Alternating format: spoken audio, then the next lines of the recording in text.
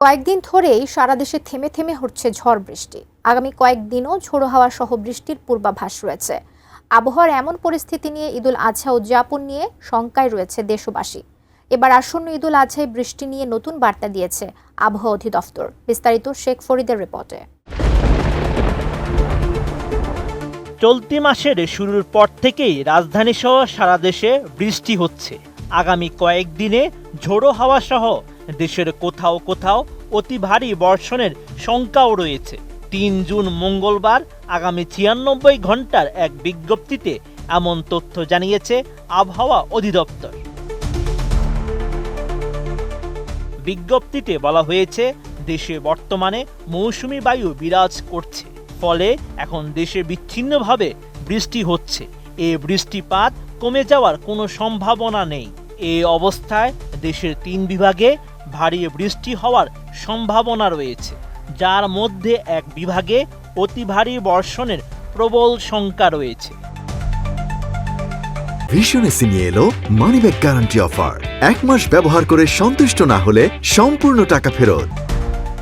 আবহাওয়ার আগামী ৯৬ ঘন্টার পূর্বাভাসে বলা হয়েছে, ৪ জুন বুধবার সকাল ৯টা থেকে পরবর্তী ২৪ ঘন্টায় সিলেট বিভাগের অনেক জায়গায়, রংপুর, ময়মনসিংহ, ঢাকা, বরিশাল ও চট্টগ্রাম বিভাগের কিছু কিছু জায়গায় এবং রাজশাহী ও খুলনা বিভাগের ২-১ জায়গায় অস্থায়ীভাবে দমকা হাওয়া সহ হালকা থেকে মাঝারি ধরনের বৃষ্টি বা বজ্রসহ বৃষ্টি হতে পারে।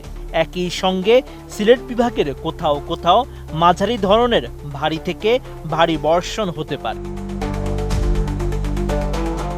৫ জুন বৃহস্পতিবার সকাল ৯টা থেকে পরবর্তী ২৪ ঘন্টায় রংপুর, রাজশাহী, ঢাকা, ময়মনসিংহ, খুলনা, বরিশাল, চট্টগ্রাম ও সিলেট বিভাগের ২-১ জায়গায় অস্থায়ীভাবে দমকা হাওয়া সহ হালকা থেকে মাঝারি ধরনের বৃষ্টি বা বজ্রসহ বৃষ্টি হতে পারে। এছাড়া সারা দেশে দিন ও রাতের তাপমাত্রা প্রায় অপরিবর্তিত থাকতে পারে।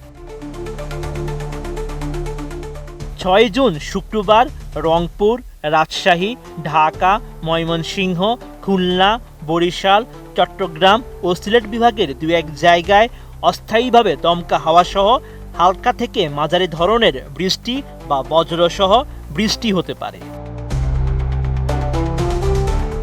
ঈদের দিনের আবহাওয়া নিয়ে সংস্থাটি জানিয়েছে, ৭ জুন শনিবার সকাল ৯টা থেকে পরবর্তী ২৪ ঘন্টায় রংপুর, রাজশাহী, ঢাকা, ময়মনসিংহ, খুলনা, বরিশাল, চট্টগ্রাম ও সিলেট বিভাগের ২-১ জায়গায় অস্থায়ীভাবে দমকা হাওয়া সহ হালকা থেকে মাঝারি ধরনের বৃষ্টি বা বজ্রসহ বৃষ্টি হতে পারে।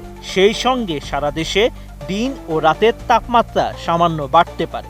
এছাড়া আগামী ৫ দিনের মধ্যে তাপমাত্রা আরও বাড়তে পারে বলে জানিয়েছে সংস্থাটি।